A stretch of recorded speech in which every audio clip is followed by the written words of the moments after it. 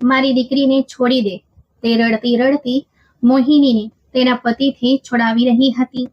પૈસા આપ મને, નહીતર આને વેચીને પૈસા કમાઈશ, તે ગર્જના કરતા બોલ્યો. તેની માતાએ મોહિનીને પોતાની બાહોમાં ભીસી લીધી. મારી બાળકી કોઈ વેચવાની વસ્તુ નથી, મારી ઇજ્જત છે. તેની તરફ આંખ પણ ઊંચી ન કરતો. તે સમયે સંગીતા સિંહણ બનીને પોતાની દીકરીના બચાવમાં ઊભી હતી. હું આને વેચીને પૈસા કમાઈશ, પૈસા આપ મને. આજે મોહિનીનું અસ્તિત્વ તેની નજરમાં આવી ગયું હતું. હું તને કહું છું, મારી બાળકીને છોડી દે. સંગીતાએ તેને ધક્કો માર્યો. તે પહેલાથી જ પડીકો ન મળવાને કારણે નિર્જીવ જેવો હતો. લથડીને દૂર પડ્યો અને હોશ ખોઈ બેઠો. સંગીતા પોતાની બાળકી સાથે રૂમમાં બંધ થઈ ગઈ. સંગીતા આ પુરુષ સાથે લગ્ન કરવા માટે ઘર છોડીને ભાગી આવી હતી. તેને શું ખબર હતી કે જેના માટે તે બધું છોડીને આવી છે તે આવું નીકળશે. તેની જિંદગી નરક બની ગઈ હતી. તે ઈચ્છવા છતાં ક્યાંય જઈ શકતી નહોતી. એક ભાઈ હતો જેને સંબંધો પૂરા કરી નાખ્યા હતા. આ છત સિવાય તેમની પાસે કોઈ સહારો ન હતો. તે મોહિનીને બાહોમાં બેસીને રડી રહી હતી.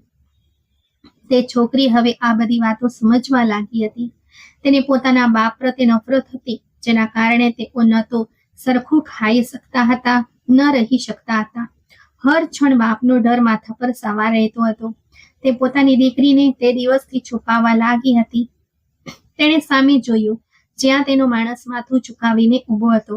સર, ભૂલ થઈ ગઈ, તેણે ખચકાતા કહ્યું. ભૂલની સજા હોય છે, તેણે ઠંડા અવાજે કહ્યું. સર, માફ કરી દો, આ છેલ્લી વાર થયું છે. તેણે માફી માંગી. આનો ચહેરો મારે હવે પછી ક્યારેય જોવો નથી, તે કહીને ઊભો થયો અને તેના માણસો તે માણસના ચીસો પાડવા છતાં તેને ઉઠાવી ગયા. તેની વાત પથ્થરની લકીર હતી. તેની ધાકથી બધા કાંપતા હતા અને બીજી તરફ તે જે વસ્તુથી ડરતો હતો તે કોઈને કહી પણ શકતો ન હતો. તે ઝડપથી પોતાના વિલામાંથી નીકળી ગયો. ગાડી તરફ આવ્યો. ડ્રાઈવરે દરવાજો ખોલ્યો અને તે અંદર બેસી ગયો. તેની આંખોનો ઈશારો જ કાફી હતો એ કહેવા માટે કે તેઓ ક્યાં જશે. તે પોતાની ઓફિસ પહોંચ્યો. બધા કર્મચારીઓ કામમાં વ્યસ્ત હતા. તેણે એક નજરમાં બધું જોયું અને પોતાની ખુરશી પર બેસી ગયો. કંઈ ખબર પડી? તેણે કોલ કરીને સીધો સવાલ પૂછ્યો. જલ્દી કામ કરો, નહીતર તમે લોકોના હાડકાં તોડી નાખીશ, તેણે ગુસ્સામાં ફૂફાડો મારતા કહ્યું. તેને તે છોકરીની તપાસ કરતા 5 દિવસ થઈ ગયા હતા અને તે આ 5 દિવસથી પાગલ થઈ રહ્યો હતો. જો કોઈ તેની સામે ભૂલ કરતું તો તે તેને એવી સજા આપતો કે બધાની રૂવાટી ઊભી થઈ જાય. તેની નજર દિવાલ તરફ હતી અને કપાળ પર ઊંડી કરચલીઓ હતી. તે કોલેજથી આવી હતી અને બેસીને પોતાની માતાની બગડતી હાલત જોઈ રહી હતી.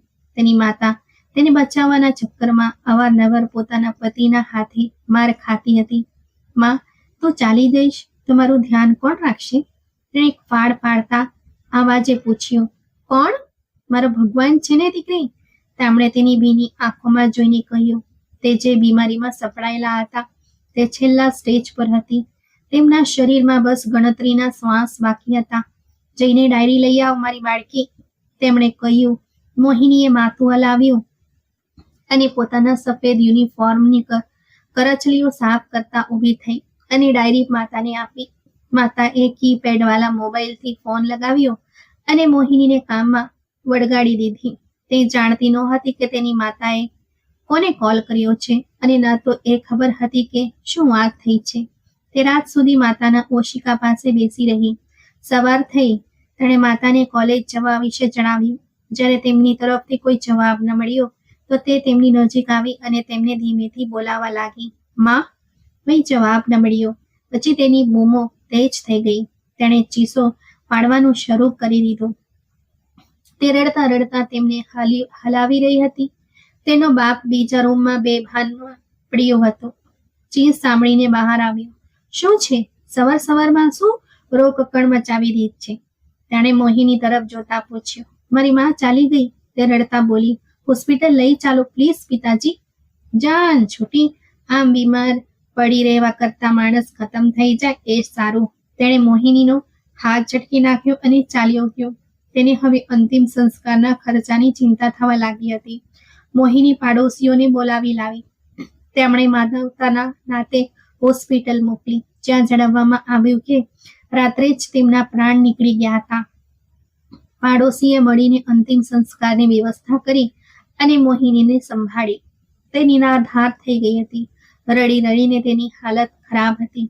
તેનું ગળું ચીસો પાડીને બેસી ગયું હતું. બધા ચાલ્યા ગયા.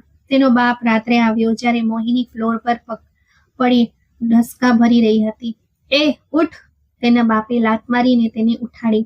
તે બેભાન જેવી પડી રહી. તારી મા પાસે જે રૂપિયા પૈસા છે તે મારા હવાલે કર. તેણે મોહિનીને વાળથી પકડી લીધી, જેને તેની મા તેલ લગાવીને વહાલ કરતી હતી. મારી પાસે નથી, તેણે રડતા જણાવ્યું. ચાલ ત્યારે મારી સાથે. તેણે મોહિનીને ઢસકી. તે સવારથી યુનિફોર્મમાં જ હતી. મારે નથી જવું, તે ચીખી. મારી મા પાસે જવું છે. તેણે આજીજી કરી, પણ તે તેને ઢસડીને એક અજાણી જગ્યાએ લઈ આવ્યો, જ્યાં બધા અજાણ્યા અને વિચિત્ર હતા. ચમેલીબાઈ, જો તારા માટે શું લાવ્યો છું, હવે મને પૈસા આપ. તેણે પોતાની સગી દીકરીને તેની સામે ફેંકતા કહ્યું. મોહિની બાપને નવાઈ અને અવિશ્વાસભરી નજરે જોવા લાગી. પિતાજી, હું તમારી દીકરી છું. તમે કેવી રીતે મને અહીં છોડી શકો? જેમ તારી માએ તને મારાથી દૂર રાખી હતી ને. હવે જો, તેના જવાથી મેં તમારી ઈચ્છા પૂરી કરી લીધી. હવે તારા દ્વારા હું માલામાલ થઈ જઈશ. તે અટ્ટહાસ કરી હસ્યો. મોહિની તેના પગે વળગી પડી. પિતાજી, આ જગ્યા મારા માટે નથી. કોઈ પણ જગ્યા રહ્યા પછી રહેવા લાયક બને છે, એટલે વિશ્વાસ રાખ, આ જગ્યા પણ લાયક થઈ જશે. તેના બાપે લાત મારીને તેને દૂર કરી. બાઈએ પૈસાની બેગ આગળ કરી દીધી. જો છોકરી, તારી પાસે એક અઠવાડિયું છે. જેટલું રડવું હોય એટલું રડી લે. પછી તારે એ કામ કરવાના છે જે અમે કહીશું, સમજી? ચમેલીબાઈએ પાનની પિચકારી મારતા તેને જોઈ. મોહિનીને એક રૂમમાં ફેંકી દેવામાં આવી. રોજ જબરદસ્તી 3 સમયના ખાવાની સાથે તેની તૈયારી કરવામાં આવતી હતી. આજે તેનો 6થો દિવસ હતો. તે કંઈક વિચારી રહી હતી કે અચાનક એક છોકરી રૂમમાં દાખલ થઈ. ચાલ ભાઈ, ચમેલીબાઈએ બોલાવી છે. તેણે કાળો પકડ્યો અને મોહિનીને બહાર લઈ આવી. આ બધી છોકરીઓ છે અને આ છોકરી સ્પેશિયલ છે, કારણ કે આને હજુ સુધી કોઈએ અડ્યું નથી. બાઈએ મોહિની તરફ ઈશારો કરીને સામે બેઠેલા અર્જુન મલિકને કહ્યું. તે પોતાની સોનેરી આંખોથી તેનું નિરીક્ષણ કરી રહ્યો હતો.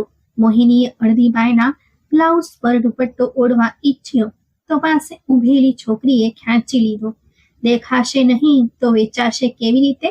તે હસતા બોલી. મોહિનીનું અસ્તિત્વ ધ્રુજી ઉઠ્યો. તમે બધા બહાર જાઓ, આ બેગ અહીં જ છોડી દો. અર્જુન મલિકે ઠંડા અવાજે પોતાના માણસોને બહાર મોકલી દીધા. આ છોકરી જોઈએ મને. પછી તેની તરફ ઈશારો કરતા અર્જુન મલિકે કહ્યું. મોહિની રડતી રડતી ચમેલીબાઈને વિનંતી કરવા લાગી. પ્લીઝ, મને કોઈ પુરુષ પાસે ન મોકલો. આ ગેરકાયદેસર છે. તે જમીન પર બેસી ગઈ. સાહેબ, વસ્તુ બહુ કિંમતી છે, ચમેલીએ દાંત કાઢતા કહ્યું. અર્જુન મલિકે પૈસાની બેગ તેની સામે ફેંકી અને મોહિનીનો કાળો પકડી લીધો. મોહિની ચીસો પાડતી પોતાની જાતને છોડાવવા લાગી. અર્જુનનું અસ્તિત્વ ગુસ્સા અને ખુમારીથી ધ્રુજી રહ્યું હતું. રડવાનું બંધ કર, નહીતર. મોહિનીને ગાડીમાં ધકેલતા તે ગરજ્યો. મોહિની દરવાજાને વળગી પડી. હું તમને કંઈ ખોટું નહીં કરવા દઉં. મારી જાતને ખતમ કરી નાખીશ. તે સતત રડી રહી હતી. અર્જુન મલિકે તેની તરફ જોયું અને ગાડી સ્ટાર્ટ કરી. પાછળ એક ગાડીમાં તેના માણસો બેઠા હતા. મોહિનીના ઢસકા ગુંજી રહ્યા હતા અને તે હોઠ બેસીને સાંભળતો રહ્યો. પછી તેણે પિસ્તલ કાઢીને તેના કપાળ પર મૂકી દીધી. હવે જો તારા હલવાનો અવાજ પણ મને સંભળાયો તો બધી તારા શરીરમાં ઉતારી દઈશ, સમજી? તે ગુસ્સામાં ગરજ્યો તો મોહિનીએ ડરના માર્યા પોતાનો દુપટ્ટો મોઢામાં ઠાંસી દીધો અને એવી રીતે બેસી ગઈ જાણે તેનું શરીર બરફ બની ગયું હોય. ઘર પહોંચવા સુધી તે પથ્થર બની રહી. પછી અર્જુને તેને ગાડીમાંથી બહાર કાઢી અને ઘસડીને અંદર લઈ ગયો. મોહિનીનું અસ્તિત્વ ખરાબ રીતે ધ્રુજી રહ્યું હતું. તેણે રૂમમાં તેને પટકીને દરવાજો બંધ કરી દીધો. મોહિનીને લાગ્યું કે હવે તેની ઇજ્જત અને તે પોતે બંને રાખમાં મળી જશે અને તે પોતાની મૃત માતાની આંખોમાં આંખ મિલાવવાની લાયક નહીં રહી. તે ચાલતો ચાલતો તેની સામે આવીને બેઠો. ત્યાં કેવી રીતે પહોંચી? તે ગરજ્યો. તે ડરી ગઈ હતી. પિતાજી, પિતાજીએ વહેંચી. તે જાણતો હતો, બસ તેના મોઢે સાંભળવા માંગતો હતો. જો તારા બાપ મરી જાય તો શું રડીશ? તેણે ઠંડા અવાજે પૂછ્યું. મોહિની તેને અવિશ્વાસથી જોવા લાગી અને પછી નકારામાં માથું હલાવ્યું. તેની માતા સાથે દગો થયો હતો, તેની સાથે અત્યાચાર થયો હતો. તે આવા ક્રૂરના મરવા પર કેવી રીતે રડી શકે? અર્જુન મોહિનીની નજીક આવ્યો. અહીંથી ભાગવાની કોશિશ ન કરતી. હું જાણતી નથી કે હું કોઈ સામાન્ય માણસ નથી. તેણે રહસ્યમય અવાજમાં ચેતવણી આપી. તે ડરના મારીએ તેને જોવા લાગી. હું નહીં ભાગું જો તમે મને હાથ ન લગાવો. મારી ઇજ્જતની રક્ષા કરો. તેણે તેને ખાતરી આપતા કહ્યું, જે દિવસે મારું દિલ તારા પર આવી ગયું તે દિવસે હું તને લગ્ન કરીને મેળવી લઈશ. પણ અત્યારે તું મારા માટે માત્ર એક અમાનત છે અને મને કાયર લોકો બિલકુલ પસંદ નથી. તેણે મોહિની ઉપર દુપટ્ટો ફેંકતા કહ્યું, આવા દુપટ્ટાથી શરીર ઢકવાનો કોઈ ફાયદો નથી, જેનાથી બધું સાફ દેખાતું હોય. તેનો દુપટ્ટો જાળીદાર હતો, જે શરીર ઢાંકવા માટે પૂરતો નહોતો. અર્જુનની વાત સાંભળીને તેણે દુપટ્ટો ઉતારી ફેંક્યો અને બેડ પર પડીને રડવા લાગી. તે જોવામાં જ કોઈ સાધારણ વ્યક્તિ લાગતો નહોતો. તે હજી રડી જ રહી હતી ત્યાં અર્જુન મલિક ફરીથી રૂમમાં દાખલ થયો. શું તમને વિવેક નથી? છોકરીઓના રૂમમાં આવી રીતે આવાય? તેણે ગુસ્સામાં પૂછ્યું. મારા ઘરમાં મારે કોઈ પણ જગ્યાએ આવવા જવા માટે પરવાનગીની જરૂર નથી, તેણે ઘૂરતા કહ્યું. તેણે મોહિનીને એવી નજરે જોઈ કે તે બોલીને પછતાઈ હતી. મારે તમારી સાથે નથી રહેવું, તેણે ડરતા ડરતા કહ્યું. સારું, તો પછી ક્યાં જવું છે? તેણે પૂછ્યું. ક્યાંય પણ, અનાથ આશ્રમ, ક્યાંય પણ, છોડી દો મને. અને જો ત્યાં તારી ઇજ્જત કોઈએ બગાડી તો? અને જો તું ફરીથી ચમેલીબાઈ પાસે પહોંચી ગઈ તો? તેણે એટલા ઠંડા અંદાજમાં પૂછ્યું કે મોહિનીની કરોડરજ્જુમાં ધ્રુજારી દોડી ગઈ. એવું કેમ થશે? તે ગમતા પૂછવા લાગી. તે એક વાર બચી ગઈ હતી, પણ દર વખતે અર્જુન તેને અહીં બચાવે અને ઉપરથી તેને સંભળાવી પણ રહી હતી. એવું થઈ ચૂક્યું છે, તેણે ગુસ્સામાં કહ્યું. મોહિનીએ માથું હલાવ્યું. હું અહીં જ રહીશ, ગુડ ગર્લ, તે કહીને ચાલ્યો ગયો. થોડી વાર પછી તેને ખાવાનું અને કપડાં પહોંચાડી દેવામાં આવ્યા. તે ખાવાનું ખાઈને સૂઈ ગઈ. તેણે છેલ્લું એક અઠવાડિયું ખૂબ જ અધીરાઈમાં વિતાવ્યું હતું. બીજી સવારે જ્યારે તે રૂમની બહાર આવી તો અર્જુન મલિક મોટા ડાઇનિંગ ટેબલ પર એકલો નાસ્તો કરી રહ્યો હતો. તે નવાઈથી તેને જોવા લાગી. તમે એકલા જ અહીં નાસ્તો કરો છો? મારા સિવાય અહીં બીજું કોણ દેખાઈ રહ્યું છે તને? તેણે ગરદન ઊંચી કર્યા વગર પૂછ્યું. તમારા ઘરમાં આટલા બધા માણસો છે? તેણે આસપાસ જોતા કહ્યું. ગાર્ડના યુનિફોર્મમાં દરેક જગ્યાએ માણસો ફેલાયેલા હતા. તેઓ મારા માટે કામ કરે છે, તેણે રૂખાપણાથી કહ્યું. પણ છે તો માણસ જ ને, તેણે મોઢું બગાડીને કહ્યું. તે તેનો ચહેરો જોવા લાગ્યો. હું કોઈને માથા પર નથી ચડાવતો, તેણે ભમર ચડાવીને કહ્યું. પણ ઘરમાં તો રાખો છો, તેણે ધીમી અવાજે કહ્યું અને પાછી રૂમ તરફ જવા લાગી. આજ સુધી અર્જુન મલિકને કોઈએ આટલી વાતો નહોતી સંભળાવી જેટલી આ નાનકડી છોકરી સંભળાવી રહી હતી. તે હજી રૂમમાં અદૃશ્ય થવાની જ હતી કે અર્જુને તેનો હાથ ખેંચ્યો અને તેને દિવાલ સાથે અડાડી દીધી. ભવિષ્યમાં મારી સાથે આ લેખામાં વાત ન કરતી, નહીતર હું ભૂલી જઈશ કે મારો તારી સાથે કોઈ સંબંધ છે. તે ગરજ્યો. તે આશ્ચર્યથી જોવા લાગી. સંબંધ?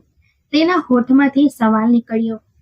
તે જવાબ આપ્યા વગર તેને રૂમમાં ધકેલીને ચાલ્યો ગયો. તે કયા સંબંધની વાત કરી રહ્યો છે? તેણે અંદર આવતા જ વિચાર્યું. તેને કંઈક સમજાતું ન હતું. શું મેં અહીં રહેવાની વાત કરીને કોઈ ભૂલ તો નથી કરીને? મોહિની બહાર આવી, દરવાજામાંથી ડોક્યું કર્યો અને બહાર ઢગલા માંડ્યા. તેનો વિલા કોઈ સપના જેવો હતો. મોહિની નવાઈથી દરેક વસ્તુ જોતી જોતી ચાલી રહી હતી કે અચાનક તેને ઠોકર લાગી. મનહૂસ માણસે વિલાને વસ્તુઓથી ભરીને ભંગારવાળો બનાવી દીધો છે. તેણે ભરભડાટ કરતા માથું ઝટક્યું. અર્જુનની ઓફિસની સીસીટીવી પર મોહિની દેખાઈ રહી હતી. જ્યારે તેના શબ્દો સંભળાયા તો અર્જુને પોતાના માણસો તરફ જોયો, જેઓ પોતાનું સ્મિત છુપાવીને તેને જોઈ રહ્યા હતા.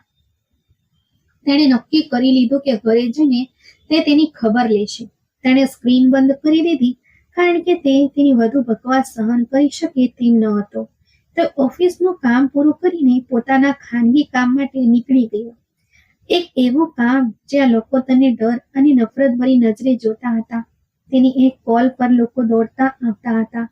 તે રાત્રે જ્યારે ઘરે પહોંચ્યો તો ડાઇનિંગ ટેબલ પરથી બધી ખુરશીઓ ગાયબ હતી.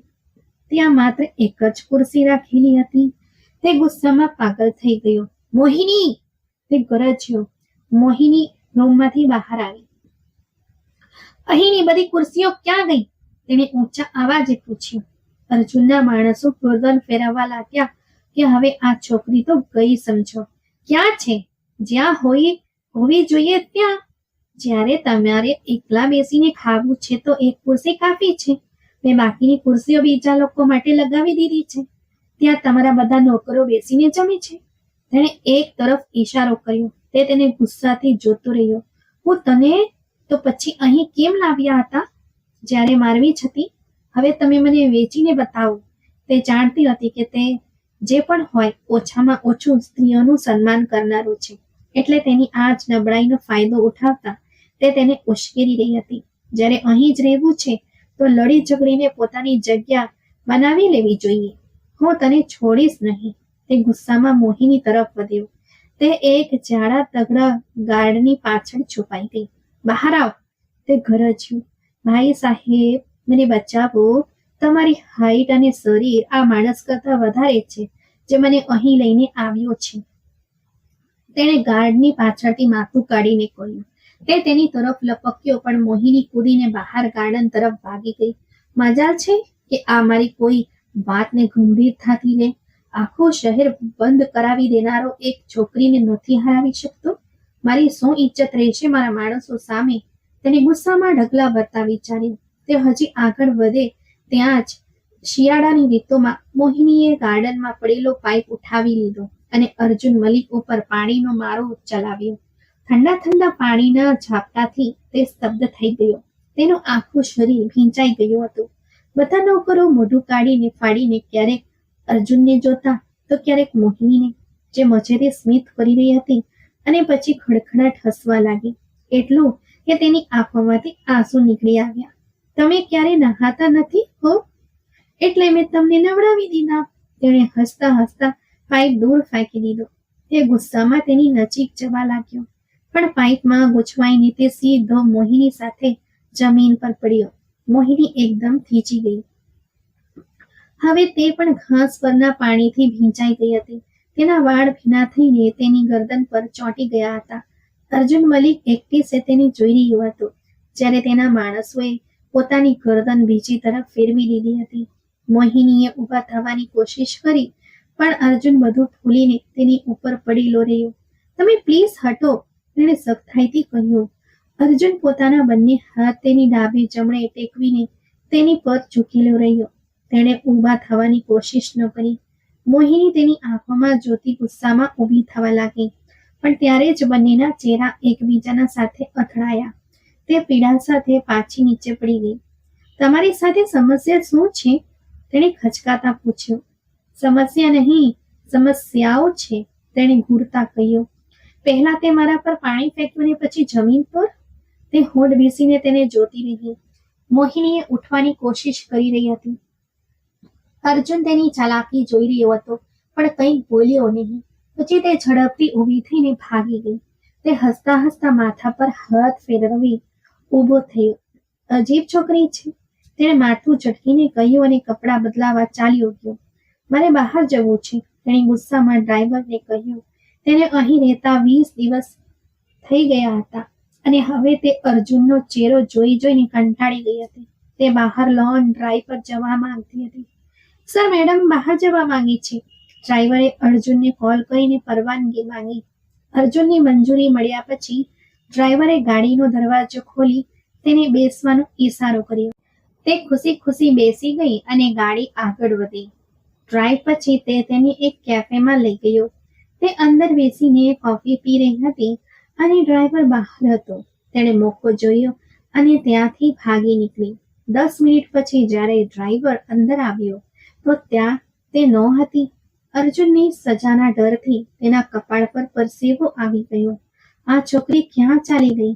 તેણે ગભરામણમાં તેને શોધવાનું શરૂ કર્યું. સર, સર, તે છોકરી મેડમ ક્યાં ચાલ્યા ગયા છે? તેને તરત કોલ કરીને જણાવ્યું. અર્જુન પોતાની ખુરશી છોડીને ઊભો થઈ ગયો. શોધો તેને, તે કોઈ સામાન્ય છોકરી નથી. જો પોતાની ભલાઈ ઈચ્છતા હો તો તેને મારી સામે રજૂ કરો. તે ગરજ્યો. ડ્રાઈવર ધ્રુજતો ધ્રુજતો તેને શોધવા દોડવ્યો. 1 કલાક વીતી ગયો. અર્જુન પોતે એ જગ્યાએ પહોંચી ગયો જ્યાંથી તે ગાયબ થઈ હતી. તેણે આસપાસ તપાસ કરી પણ તે ક્યાંય ન મળી. તેના કપાળ પર ગુસ્સાની રેખાઓ હતી. અચાનક તેને એક છોકરી ભાગતી નજરે પડી. તે તરત જ તેની નજીક પહોંચ્યો. Emergency number! તે મારા પિતાજી મારી પાછળ આવી રહ્યા છે. તેણે ઝડપથી અર્જુનનો હાથ પકડી લીધા. નામ ખબર ન હોવાના કારણે તેણે અર્જુનનું નામ ઇમરજન્સી નંબર રાખ્યું હતું. અર્જુન પહેલા તેને જોવા લાગ્યો અને પછી સામેથી આવતા મલંગ જેવા ડોશાને, આ તારો બાપ છે? તેણે ગુસ્સામાં પૂછ્યું. હા, તેમને જોઈને જ હું બહાર આવી હતી અને તેમણે ત્યાં કોઈને બોલાવી લીધા જે મને પોતાની સાથે લઈ જઈ રહ્યા હતા. તેમની પાછળ લોકો પણ આવી રહ્યા છે. તેણે ધ્રુજતા ધ્રુજતા અર્જુનનો હાથ પકડીને કહ્યું. અર્જુને પોતાના માણસોને ઈશારો કર્યો અને પોતે મોહિનીનો હાથ પકડી તેને ગાડીમાં બેસાડી. આ લોકો શું કરશે? તેણે પૂછ્યું. તો ચિંતા ના કર, તેણે જવાબ આપ્યો અને ગાડી સ્ટાર્ટ કરી. વિલા પહોંચીને તે પોતાના માણસોની રાહ જોવા લાગ્યો. તેના પગ સતત હાલી રહ્યા હતા. મોહિની આંગળીઓ વળાવતો તે તેના ગુસ્સાવાળા ચહેરાઓને જોઈ રહી હતી. જ્યારે બધા અંદર આવ્યા ત્યારે અર્જુન ઊભો થયો. વકીલ સાહેબને લઈ આવો, તેણે હુકમ આપ્યો. મોહિની તેને અકાળ સમજ સાથે જોવા લાગી. માથા પર દુપટ્ટા લે.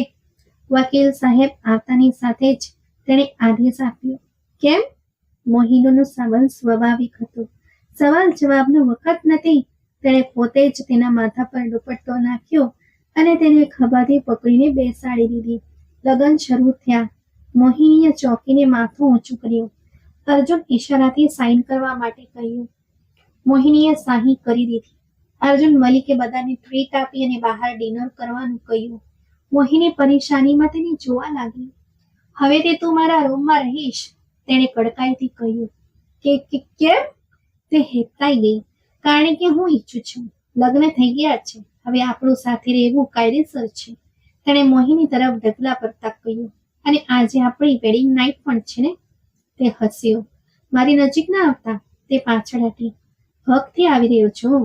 તેની ગભરામણની મજા લેતા તે વધુ નજીક આવવા લાગ્યો. અર્જુન, કહું છું, મારાથી દૂર રહો, તેણે ગુસ્સામાં કહ્યું. પોતાનું નામ સાંભળીને તે હસી પડ્યો. ઇમરજન્સી નંબર કહી દે. એવી ઇમરજન્સી ટ્રીટમેન્ટ આપીશ કે યાદ રાખીશ, તેણે અર્થપૂર્ણ રીતે કહ્યું. હું તમને, તે ધ્રુજતા બોલી. હા બોલ, આગળ બોલ, તેણે દિવાલ પર બંને હાથ ટેકવીને તેને ઘેરી લેતા પૂછ્યું. મોહિનીની બોલતી બંધ થઈ ગઈ. તેના કપાળ પર પરસેવો ચમકવા લાગ્યો. અર્જુને પોતાની આંગળીથી તેના કપાળનો પરસેવો લૂછ્યો. માય ગર્લ, હજી તો મેં કંઈ કર્યું જ નથી અને તું અત્યારથી દડી ગઈ રહી છે. તમે સારા માણસ નથી, તેણે ગભરાઈને કહ્યું. સારું, તને કેવી રીતે ખબર પડી કે હું સારો નથી? તમે કોઠા પર જાઓ છો, છોકરીઓને જોવો છો અને તેમને ખરીદો છો. તેણે અર્જુનના ચારિત્ર પર પ્રહાર કર્યો. સારું, અને બીજું? તે સ્મિત રોકીને પૂછવા લાગ્યો. અને તમે આટલા બધા પૈસા આપીને ખરીદી જેથી મારી સાથે? તેની વાત પૂરી થાય તે પહેલા જ અર્જુને હાથ દિવાલ પર માર્યો. મેં ક્યારે તને અડવાની કોશિશ કરી છે? તું અહીં 20 દિવસથી છે, જણાવ. શું તું મને રોકી શકતી હતી જો હું ઈચ્છત તો? તેના કપાળ પર ગુસ્સાની રેખાઓ ઉતરી આવી. અર્જુનને તેનું પોતાને ચારિત્રહીન કહેવું ખૂબ જ ખરાબ લાગ્યું હતું. એ હું, તમે સારા, તે હક બકાવવા લાગી. તમે સારા છો એટલે તો તમારું નામ ઇમરજન્સી નંબર રાખ્યું હતું. વાહ, શું કહેવું, તેણે ગુસ્સામાં ફરીને કહ્યું ને દૂર હટી ગયું. મોહિનીના જીવમાં જીવ આવ્યો. બધી હવા જ ખેંચી લીધી હતી. તેણે ઊંડો શ્વાસ લેતા કહ્યું. શ્વાસ પણ ખેંચી શકું છું, બસ એકવાર મારી નજીક આવીને જો, અર્જુને જવાબ આપ્યો. મોહિનીના ઢગલા થંભી ગયા. આટલા લાંબા કાન છે હાથીની જેમ, તેણે ધીમેથી કહ્યું અને પોતાના રૂમમાં બંધ થઈ ગઈ. સાંજે તે કામ પરથી પાછો આવ્યો અને મોહિનીને ન જોઈને તેને શોધવા લાગ્યો. મેડમ ક્યાં છે? તેણે નોકરને પૂછ્યું, સર, તે આજે આખો દિવસ રૂમની બહાર નથી નીકળ્યા, ખાવાનું પણ નથી ખાધું? ના સર. તે તેના રૂમ તરફ વધ્યો. દરવાજો ખોલ મોહિની, નહીતર હું તોડી નાખીશ, તેણે ગુસ્સામાં કહ્યું. અંદર બેઠેલી મોહિની ડરીને ધાબળામાં છુપાઈ ગઈ. અર્જુને બીજી ચાવીથી દરવાજો ખોલ્યો અને અંદર દાખલ થયો.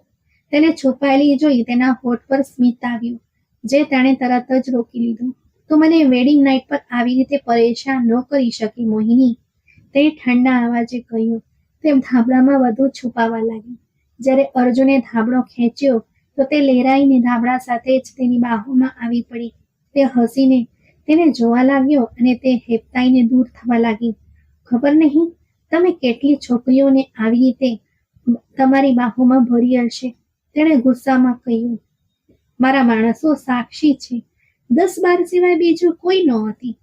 તેને ચીડવવાનો મોકો મળતા અર્જુને કહ્યું. તે તેને ત્રાસી નજરે જોવા લાગી. તમે મારી નજીક ના આવી શકો, તમે તે 12-13 પાસે જ જાઓ. તેણે ભગાવવાની કોશિશ કરી, પણ અર્જુને તેને પોતાની બાહોમાં જકડી લીધી. પોતાનો એક વધુ ઉમેરો તો કરતી જા, તે તેને બચાવવા માટે લાવ્યો હતો. તેને ખબર નહોતી કે તે તેને આટલી ગમવા લાગશે. અને એક વાત કહી દઉં, જેના પછી તું ભાગવાની કોશિશ નહીં કરે, તેણે મોહિનીની બેડ પર નાખી તેના ભાગવાના રસ્તા બંધ કરતા કહ્યું. શું શું? તેણે ફફડાટ સાથે આંખો ફાડીને પૂછ્યું. એ જ કે તારી માં મારી માની લીધેલી ફોઈ હતી. એ જે કે ફોઈએ મને તને બચાવવા માટે ફોન કર્યો હતો. જે દિવસે હું તને લેવા આવ્યો એના 1 અઠવાડિયા પહેલા, તેણે મોહિનીના ચહેરા પર આવેલી લટોને પાછળ કરતા કહ્યું. મોહિનીએ તેને હેરાનીથી જોયું. તેમના પિતાજી તેમનાથી ખૂબ નારાજ હતા, કારણ કે તેમણે પોતાની પસંદગીના માણસ સાથે ભાગીને લગ્ન કર્યા હતા. તેઓ ક્યારેય મળ્યા પણ ન હતા, પરંતુ જે નંબર ફોઈ વાપરતા હતા તેમના મૃત્યુ પછી મેં તે વાપરવાનું શરૂ કરી દીધું હતું. મમ્મીનું દુઃખ તેમને ખાઈ ગયું હતું. ફોઈએ તેમના ભાઈને કોલ કર્યો, પણ જ્યારે તેમને ખબર પડી કે હું અર્જુન મલિક છું તો તેઓ ખૂબ ખુશ થયા. તેમણે જ મારું પાલન પોષણ કર્યું હતું અને તેઓ મારા ખૂબ સારા મિત્ર પણ હતા. તેમના ગયા પછી હું ખૂબ ઉદાસ રહેતો હતો, તેમને યાદ કરતો હતો. મારી માં કહેતી હતી કે તેમના માટે પ્રાર્થના કરો, તે ખુશ થશે. પણ મને ખબર નહોતી કે તેઓ ખુશ નહોતા, પરંતુ કેદમાં હતા. તેમના પિતાજીએ ક્યારેય ફોઈને શોધવાનો પ્રયત્ન ન કર્યો, પણ તેમને યાદ કરીને તેઓ રડતા હતા, તડપતા હતા. મેં વિચાર્યું હતું કે જ્યારે મોટો થઈશ ત્યારે તેમને શોધી કાઢીશ. પછી એક દિવસ ફોઈનો કોલ આવ્યો. તેઓ મારા પિતાજી સાથે વાત કરવા માંગતા હતા, પણ મેં જણાવ્યું કે મારા પિતાજી અને મા બંને ગુજરી ગયા છે. તેઓ રડવા લાગ્યા અને જણાવવા લાગ્યા કે તારો બાપ કેવો માણસ છે અને તે મને વહેંચી દેશે. હું તે જ સમયે આવવા માંગતો હતો, પણ ફોઈએ ના પાડતા કહ્યું કે મારા પછી મોહિની પર તારો હક છે. મારી અમાનતનો ખ્યાલ રાખજે. મેં વચન આપ્યું કે હું ખ્યાલ રાખીશ. 5 દિવસ પાગલની જેમ રહ્યો. પછી તારા બાપનો પીછો કર્યો.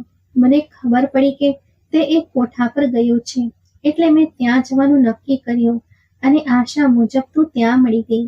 તેણે બધી વાત એક શ્વાસે કહી દીધી. મોહિનીએ તેની આંખોમાં જોયું. મારો અંદાજ જ એવો છે.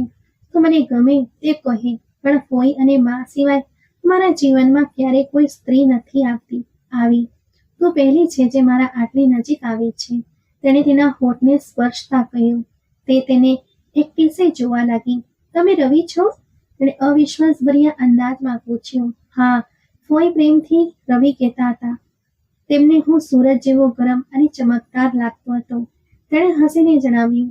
તેઓ મારી પાસે તમારો ઉલ્લેખ કરતા હતા અને કહેતા હતા કે તમે બાળપણથી જ આવા છો.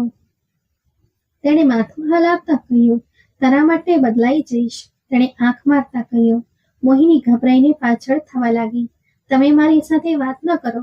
તમે પહેલા કેમ ન જણાવ્યું કે તમે મને પહેલાથી જ ઓળખો છો? તેણે કડકાઈથી પૂછ્યું. અર્જુન તેને જોવા લાગ્યો. બિલકુલ પત્નીઓ જેવો રૂઆબ જમાવે છે. તેણે હસવું રોકતા કહ્યું. હું કોઈ રૂઆબ નથી જમાવી રહી. મોહિનીએ આંખો કાઢતા કહ્યું. સારું, ચાલ હવે ઊભી થા અને મારા રૂમમાં ચાલ. તેણે મોહિનીનો હાથ પકડીને ઉઠાવતા ઈચ્છી. હું નહીં જાઉં, તારો બાપ પણ જશે, તેણે તેને ખેંચતા કહ્યું. મોહિનીએ તેના હાથ પર બચકું ભરી લીધું અને ભાગીને વોશરૂમમાં બંધ થઈ ગઈ. અર્જુન મલિક તેની હિંમત જોઈને દંગ રહી ગયો. મોહિની, મોહિની, તેણે દાંત પીસતા તેનું નામ લીધું. તે વોશરૂમની અંદર ડરના માર્યા બેસીને વળગી ગઈ. મોહિની, બહાર આવ! તેણે ગુસ્સાથી બૂમ પાડી અને બહાર રાહ જોવા લાગ્યો. ઇમરજન્સી હતી તો બોલી દેતી, હું હાથ છોડી દેત. તેણે સ્મિત દબાવીને કહ્યું, મારે તમારી સાથે નથી જવું. તે ચીસો પાડી ઉઠી. અર્જુન સમજી ગયો કે તે બહાર નહીં આવે. તેણે બહાર તરફ ઢગલા માંડ્યા. ડગલાનો અવાજ સાંભળીને મોહિનીને લાગ્યું કે તે ચાલ્યો ગયો અને તે નિશ્ચિંત થઈ ગઈ. પરંતુ અર્જુન મલિક છાના પગલે પાછો આવીને બેડ પર સૂઈ ગયો. જેવી તે બહાર આવી, સમજો છો શું પોતાની જાતને? લગ્ન થઈ ગયા છે તો કંઈ પણ કરી લેશો? તેણે હાથ હલાવતા કહ્યું, કંઈ પણ નથી કરી રહ્યો, પણ તારી સાથે ઘણું બધું કરવાનો ઈરાદો રાખું છું મેડમ મોહિની. તેનો અવાજ સાંભળીને તે ઉછળી પડી. તે બેડ પર હાથનો ટેકો લઈને બેઠો હતો. તમે તો ચાલ્યા ગયા હતા ને? તેણે ગભરાઈને પૂછ્યું. હું લીડર છું, કોઈ સામાન્ય નોકર નથી કે મને ગુનેગારને પકડતા અને પાંજરામાંથી બહાર કાઢતા ન આવડે. તેણે સ્મિત કરીને મોહિનીનો ઉડી ગયેલો રંગ જોયો. હું તમારી સાથે નહીં જાઉં. તેણે રડવાનું શરૂ કર્યું. હું અહીં રોકાઈ જાત, પણ શું છે ને, મને મારા બેડ સિવાય ક્યાંય ઊંઘ નથી આવતી, એટલે હવે તારે જ મારી સાથે ચાલવું પડશે. તેણે અર્થપૂર્ણ રીતે સ્મિત કરતા કહ્યું. મોહિનીનો જીવ તાળવે ચોંટ્યો. તમે અત્યંત બેશરમ માણસ છો. તેણે ભાગવાનો પ્રયત્ન કર્યો. હજુ બેશરમી બતાવી જ ક્યાં છે, હવે તો મોકો મળ્યો છે. તે ભાગવાનો પ્રયત્ન કરી રહી હતી, પણ અર્જુને તેના બાવડા પકડી લીધા. સારું, એક શરતે છોડી દઈશ. તેણે મોહિનીના કાનમાં કહ્યું. કેવી શરત? મને એક કેસ આપી દે, હું ચાલ્યો જઈશ. તેની વાત સાંભળીને મોહિનીના હોશ ઉડી ગયા. તેણે ન કહ્યું તો પછી આખી રાત સાથે વિતાવવી પડશે. ચાલ, તારા ખાતર આજ રૂમમાં રાખીએ. તેણે સ્મિત કરીને કહ્યું. તેની નજર મોહિનીના ચહેરાના હાવભાવ પર ટકેલી હતી. મોહિનીએ તેની તરફ જોયું. તેનું હૃદય ઝડપથી ધબકવા લાગ્યું. પછી તેણે પોતાને પંજા પર ઊભી કરી, આંખો બંધ કરી અને અર્જુન મલિકના ચહેરા પર એક તરફ પોતાના હોઠ મૂકી દીધા. અર્જુન પહેલા તો હેરાન થયો, પછી સ્મિત કરીને તેને જોઈ. તે ધ્રુજતા હોઠ સાથે દૂર થઈ રહી હતી કે અર્જુને તેને પોતાની તરફ ખેંચી લીધી. તે એક કપાયેલી પતંગની જેમ તેની છાતીએ વળગી ગઈ. તેણે દૂર થવાનો પ્રયત્ન કર્યો, પણ તેની મજબૂત પકડ સામે તે નિષ્ફળ રહી. ચાલ, હવે જઈને સૂઈ જા, નહીંતર હું કોઈ પણ હદ પાર કરવા તૈયાર છું. તેણે તેને હજુ પણ છોડી નહોતી. આ સાંભળતા જ તે ઝટકા સાથે તેની પકડમાંથી છૂટી અને ધાબળામાં ભરાઈ ગઈ. તે તેને જોઈને હસવા લાગ્યો અને રૂમની બહાર નીકળી ગયો. સવારે તે પોતાના માણસોને કંઈક સૂચના આપી રહ્યો હતો. મોહિનીની તમારે ખૂબ જ રક્ષા કરવાની છે. તમે જાણો છો મારા કેટલા દુશ્મનો છે. કોઈ પણ તેને નુકસાન પહોંચાડવાનો પ્રયત્ન કરી શકે છે. મારું કામ એવું છે કે દુશ્મન બની જ જાય છે, અને જો કોઈને ખબર પડી કે મારી પત્ની છે તો તેઓ મને નબળો પાડવા માટે મોહિનીને જરૂર નિશાન બનાવશે. તેથી તમે બધા તેના પર કડક નજર રાખશો. ગાર્ડએ માથું હલાવ્યું. પછી તે મોહિનીને જગાડવા ગયો. તે તૈયાર હતી, બસ બહાર આવવાનું વિચારી રહી હતી. જેવો અર્જુને દરવાજો ખોલ્યો, તે ત્યાં જ ઊભી હતી. તેણે તેની કાડા પકડી અને તેને બહાર લાવીને નાસ્તો પીરસવા કહ્યું. તેણે મોહિનીને પોતાની સાથે બેસવાનો ઈશારો કર્યો. તે ખચકાટ સાથે બેસી ગઈ. અર્જુને જાતે તેના માટે નાસ્તો કાઢ્યો અને તેની પ્લેટમાં મૂક્યો. તે હેરાનીથી તેની જોવા લાગી. તેને નવાઈ લાગી રહી હતી કે અર્જુન આટલું બધું કેવી રીતે બદલાઈ શકે, કારણ કે તે તો માત્ર હુકુમ આપતા જ જાણાતું હતું. મોહિની ચકલીની જેમ ધીમે ધીમે નાસ્તો કરી રહી હતી. અર્જુને તેની સામેથી પ્લેટ હટાવી તે ચોંકી ગઈ. પછી તેણે કાંટાથી ઈંડું લપેટીને તેની તરફ વધાર્યું. મોહિની મોઢું ખોલીને તેને જોતી રહી અને અર્જુને કોળિયો તેના મોઢામાં નાખી દીધો. તેને મજબૂરીમાં ચાવવું જ પડ્યું. આવી જ રીતે અર્જુને તેને આખો નાસ્તો કરાવ્યો. જો તારી સાથે બેસીને હું નાસ્તો કરવા લાગીશ તો બપોર થઈ જશે. મોહિની તેની વાત સાંભળીને પોતાનો સ્મિત રોકવા લાગી. મેં થોડું કહ્યું હતું કે તમે મારી સાથે નાસ્તા કરો? તેણે પણ વળતો જવાબ આપ્યો. આગળ શું કરવાનું છે? એક વાત જણાવ, તારી જીભ ફક્ત મારી સામે જ ચાલે છે, બાકી તો તારી જીભ હંમેશા બંધ જ રહે છે. આભાર મનાવ કે હું તને પ્રેમ કરવા લાગ્યો છું, બાકી તારી જીભ ગળેથી ખેંચી લેત. સાચું જ કહ્યું છે જેણે પણ કહ્યું છે, પ્રેમ માણસને નબળો બનાવી દે છે. તેણે નકારામાં માથું હલાવતા કહ્યું. મોહિનીને હેરાની અને આઘાત લાગ્યો કે અર્જુન મલિક તેને પ્રેમ કરવા લાગ્યો છે. જ્યારે તે પાસે હોય ત્યારે મોહિનીનું દિલ જોરથી ધબકતું હતું. તે એવા વ્યક્તિત્વનો માલિક હતો કે કોઈ પણ તેને જોઈને વારંવાર જોવાની ઈચ્છા કરે. તેનું અભિમાન તેના પર શોભતું હતું. પણ મોહિની પણ પોતાના નામની એક જ હતી. જે તેણે ક્યારેય કોઈની સાથે નહોતું કર્યું તે બધું અર્જુન મલિક સાથે કરવા પર તે ઉતરી આવી હતી. તે નાસ્તો કરીને ચાલ્યો ગયો. મોહિની ગાર્ડનમાં આવીને બેસી ગઈ. ત્યારે જ અર્જુન મલિકનો એક માણસ તેની પાસે આવ્યો. મેડમ, મેડમ, સરનો એક્સિડન્ટ થયો છે, તમને જલ્દી હોસ્પિટલ બોલાવ્યા છે, તેણે ગભરાતા આવાજે અફસોસ સાથે જણાવ્યું. મોહિની કંઈ પણ વિચાર્યા વગર ઊભી થઈ અને તેના પગલાં ઝડપથી બહાર તરફ વધ્યા. ગાર્ડે પૂછ્યું કે તેઓ ક્યાં જઈ રહ્યા છે. ખબર નહીં તે માણસે તેને શું કહ્યું કે તે શાંત થઈને માથું હલાવવા લાગ્યું. પછી પોતાની ગાડીમાં મોહિનીને બેસાડીને તેણે ગાડી ઝડપથી આગળ વધારી દીધી. પણ હજુ તેઓ થોડે જ દૂર પહોંચ્યા હતા કે એક ગાડી તેમની સામે આવીને ઊભી રહી. મોહિનીને અહેસાસ થયો કે તેને જાળમાં ફસાવવામાં આવી છે. તે ગાડીએ તેમનો રસ્તો પૂરી રીતે બ્લોક કરી દીધો હતો. મોહિનીએ ડરીને તે માણસને પૂછ્યું કે આ બધું શું થઈ રહ્યું છે. તે ફરી અને હસવા લાગ્યો. હું અર્જુન મલિકના સૌથી મોટા દુશ્મનનો માણસ છું અને હું તને ત્યાં લઈ જઈ રહ્યો છું જ્યાં અર્જુન મલિક લાચાર બની જાય છે. આ કહેતા જ તેણે મોહિનીનો હાથ પકડ્યો અને ગાડીની બહાર કાઢવા લાગ્યો. તે તેને બીજી ગાડીમાં બેસાડવાની કોશિશ કરવા લાગ્યો, પણ તે છટપટાવતી તેમને તક નહોતી આપી રહી. આ કારણે તે માણસે મોહિનીના મોઢા પર કેમિકલવાળું કપડું રાખી દીધું અને તે હોશ ખોઈને ત્યાં જ ઢળી પડી. તે લોકો મોહિનીની ગાડીમાં નાખીને ભગાડી ગયા. બીજી તરફ અર્જુન મલિકનું મન થયું કે મોહિનીને જુએ. તેણે ઘરમાં લાગેલા કેમેરા ઝૂમ કર્યા, પણ દરેક જગ્યાએ તેને મોહિનીને બદલે ખાલી ઘર જોવા મળ્યું. તેણે હેરાનીમાં મોહિનીને કોલ કર્યો, પણ મોબાઈલ સતત વાગવા છતાં કોઈ ઉપાડી નહોતું રહ્યું. તેના કપાળ પર કલચીઓ પડી ગઈ કે શું મોહિની તેને ઇગ્નોર કરી રહી છે. તેણે ઘરના લેન્ડલાઇન નંબર પર કોલ કર્યો. એક માણસે કોલ ઉપાડ્યો. મોહિની ક્યાં છે? તેણે તરત જ પૂછ્યું. સર, તે તો ગાર્ડનમાં બેઠી હતી, તેણે જણાવ્યું. તેને બોલાવીને લાવો અને કહો કે મારી સાથે વાત કરે. તેણે હુકમ આપ્યો. માણસ માથું હલાવતા ગાર્ડન તરફ વધ્યો, પણ જ્યારે ગાર્ડનમાં આવ્યો તો જોયું કે તેનો મોબાઈલ ઘાસ પર પડ્યો છે અને મોહિની ક્યાંય નથી. તે ઝડપથી ચોકીદાર તરફ વધ્યો. મોહિની મેડમ ક્યાં છે? તેણે જઈને જ પૂછ્યું. તે વીર છે ને, તે તેમને લઈ ગયો છે. સરે તેમને કંપનીમાં બોલાવ્યા હતા, ચોકીદારે જણાવ્યું. આ સાંભળીને તે માણસના કપાળ પર કરચલીઓ પડી ગઈ અને તેને પોતાનો જીવ જતો હોય એવું લાગ્યું, કારણ કે તેનો બોસ તો પોતે તેની સાથે વાત કરવા માટે કહી રહ્યો હતો. એનો અર્થ એ હતો કે કોઈએ તેને જાળમાં ફસાવી હતી. હવે બોસને જણાવવા સિવાય તેની પાસે કોઈ રસ્તો જ નહોતો. તેણે ઝડપથી બોસને કોલ કર્યો. સર, મોહિની મેડમ અહીં ક્યાંય નથી. ગાર્ડે જણાવ્યું કે વીર નામનો માણસ તેમને એમ કહીને લઈ ગયો છે કે તમે તેમને ઓફિસ બોલાવ્યા છે. આ સાંભળીને અર્જુન મલિકને અત્યંત ગુસ્સો આવ્યો.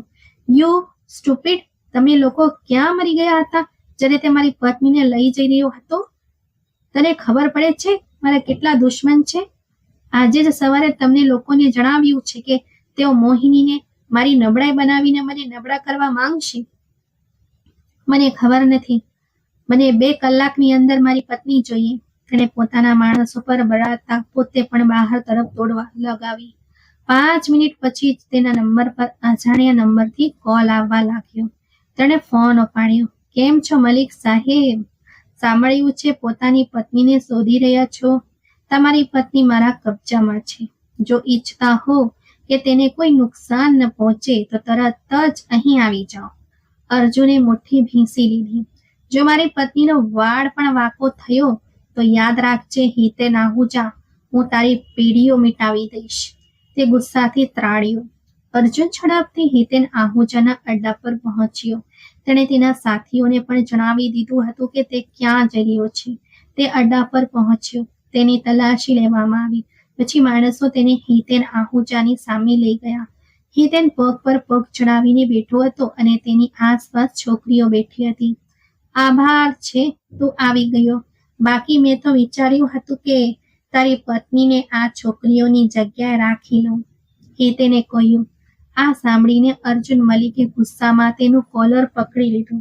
તારી હિંમત કેવી રીતે થઈ મારી પત્નીનું નામ લેવાની? હિતેને તેનો હાથ ઝટકી નાખ્યો.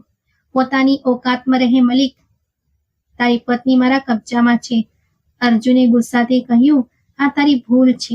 તું નથી જાણતો કે હું મારી પત્નીને બચાવવા માટે કઈ હદ સુધી જઈ શકું છું. ક્યાં છે તે? હિતેન આહુજાના ઈશારે તેના માણસો મોહિનીને લઈને આવ્યા. તે દુપટ્ટા અને ચંપલ વગર ઊભી હતી. તેની નજર નમેલી હતી અને તે રડી રહી હતી. અર્જુને તેને ખેંચીને પોતાની છાતીએ લગાવી દીધી. ચિંતા ના કર મોહિની, હું તારી ઇજ્જતનો રક્ષક છું. હું તને અહીંથી સુરક્ષિત બહાર કાઢી લઈશ. મોહિની તેની છાતીએ વળગીને માથું હલાવ્યું. મને ખબર છે તમે મારો ઇમરજન્સી નંબર છો. તેની વાત સાંભળીને આ પરિસ્થિતિમાં પણ અર્જુનના ચહેરા પર સ્મિત આવી ગયું. હિતેને તેમને અલગ કરવાનો ઈશારો કર્યો. અર્જુનની સામે ટેબલ પર રહેલા કાચ પર લાત મારી અને કાચના ટુકડે ટુકડા થઈ ગયા. હું ઈચ્છું છું કે તું આજે 100 સુધી ગણતરી ગણ અને પછી તમાશો જો. બરાબર 5 મિનિટ પછી ત્યાં રેડ પડી ગઈ. બહાર સ્પીકર પર એલાન થઈ રહ્યું હતું કે હિતેન આહુજા અને તેના માણસો આત્મસમર્પણ કરી દે. હિતેન આહુજાનું સ્મિત ગાયબ થઈ ગયું. ત્યાં પોલીસને બોલાવી લીધી. અર્જુને ઠંડા અવાજે કહ્યું. આ પોલીસ નથી, આ એ ટીમ છે જે તને એવી જગ્યા ગાયબ કરશે કે તારું નામ નિશાન મટી જશે. હું લીડર છું, પણ હું આ તારા જેવા ગંદા લોકોનો ખાત્મો કરવા માટે જ જન્મ્યો છું. અંદર ટીમ આવવા લાગી અને હિતેન આહુજાના માણસો મરવા લાગ્યા. હિતેને મોહિનીના કપાળ પર પિસ્તલ રાખી લીધી. હવે બોલ શું કરીશ? અર્જુન ખડખડાટ હસવા લાગ્યો. જ્યારે કબૂતર મોત જુએ છે ત્યારે આંખો બંધ કરી લે છે અને તું તો કબૂતરથી પણ વધારે ડરપોક છે. ત્યારે જ પાછળથી કોઈએ આહુજાને દબોચી લીધો. મોહિની આઝાદ થઈને અર્જુનને ગળે વળગી ગઈ. હવે આ ઇમરજન્સી નંબરને પોતાનો પતિ માની લે, કારણ કે આ રોંગ નંબર નથી, તારા માટે રાઈટ નંબર છે. મોહિનીએ સ્મિત સાથે તેની સામે જોયું. તમને મારી બહાદુર મમ્મીએ પસંદ કર્યા છે. તમે રોંગ નંબર કેવી રીતે હોઈ શકો? અર્જુને મોહિનીના કપાળ પર ચુંબન કર્યું. મોહિનીએ શાંતિથી આંખો બંધ કરી લીધી. આઈ રિયલી લવ યુ, તેણે કાનમાં ધીમેથી કહ્યું. ટીમ પોતાનું કામ કરી રહી હતી અને તેઓ પોતાના રોમાન્સમાં ખોવાયેલા હતા. સર, બધું ક્લિયર થઈ ગયું છે. મોહિનીનું માથું ગર્વથી ઊંચું થઈ ગયું. એક જ દિવસમાં તેઓ વિખૂટા પડીને ફરી મળી ચૂક્યા હતા. અર્જુને તેના વહેતા આંસુ પોતાના હોઠથી લૂછી લીધા. તે શરમાઈ ગઈ. તો મિત્રો, આજની આ વાર્તા તમને કેવી લાગી? કોમેન્ટ બોક્સમાં જરૂર જણાવજો. જો તમને વાર્તા પસંદ આવી હોય તો વિડીયોને લાઈક કરજો અને વિડીયોને વધુમાં વધુ શેર પણ કરજો. આવી જ નવી રસપ્રદ વાર્તાઓ સાંભળવા માટે અમારી ચેનલને સબસ્ક્રાઇબ કરજો અને હા, બેલ આઇકન દબાવવાનું ભૂલતા નહીં, જેથી તમે અમારી કોઈ પણ વાર્તા ચૂકશો નહીં. આપણે ફરી મળીશું એક નવી વાર્તા સાથે. ધન્યવાદ.